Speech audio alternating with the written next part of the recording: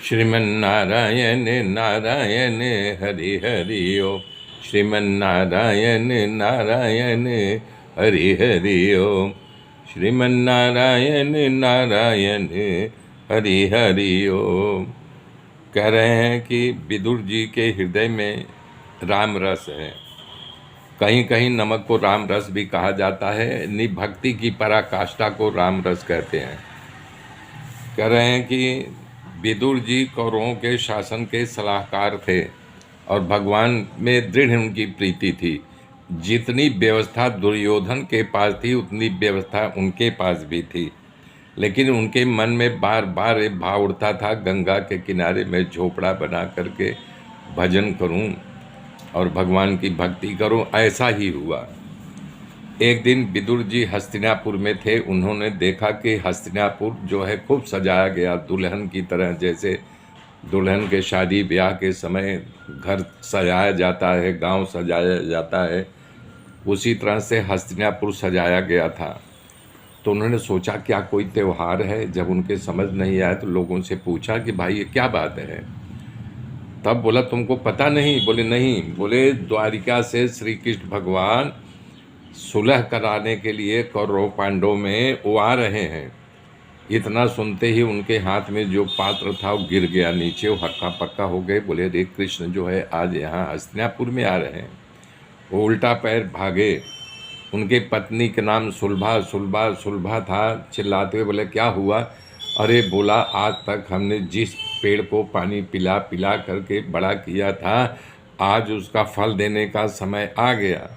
बोले मैं समझी नहीं, हमको खुल के बताओ। बोले अरे आज प्रभु जिसका गुणगान करते करते, कृष्ण करते करते हमारी उम्र हो गई, आज वो खुद चल करके यहाँ हस्तिनापुर आ रहे हैं।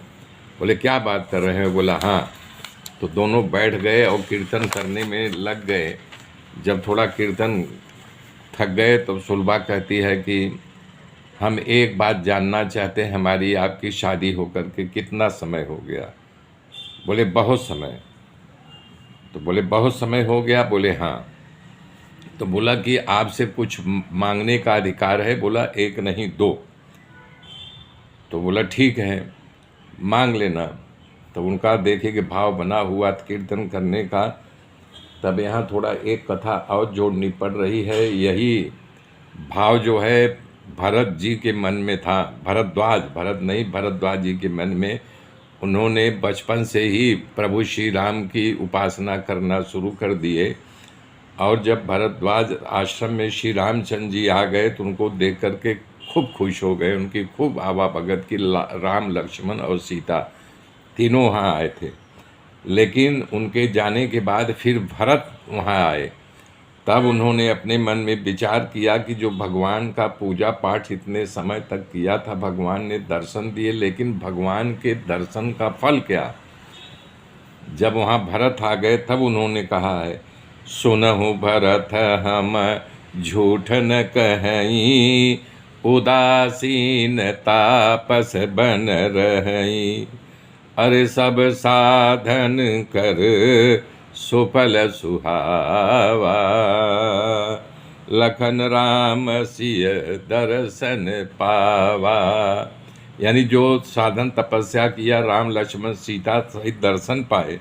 तो आगे कहते ही फल कर फल दरस तुम्हारा, सहित प्रयाग सुभाग्य हमारा।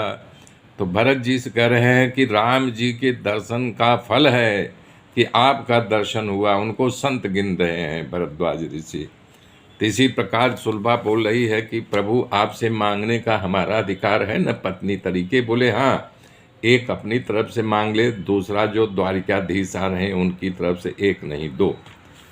तो सुलभा कहती है प्रभु आप बार बार कहते हो ना कि कृष्ण हमको देखते हैं, बोलते काका कैसे हो ना? बोले हाँ वो तो कहते हैं। बोले पक्का कहते हैं ना? बोले हाँ पक्का कहते हैं। तब तो तुम्हारे वो आप दोनों के काका व भतीजा पुत्र तरीके। बोले रे ऐसे ही कह देते हैं कि हमारे पुत्र थोड़े ही हैं। तो बोले आखिर चाहती कहना क्या चाहती है? तो कह रहे हैं कि वो सुलभा कि मैं यही चाहती हूँ कि प्रभु को बुलाओ, हमारे झोपड़े में बैठ कर के कुछ खाएं और वो खाते रहें, मैं देखती रहूं। मेरे मित्रों, मेरे साथ बने रहिए, आगे की गाथा फिर कल जोड़ूंगा। तब तक के लिए जय श्री राम।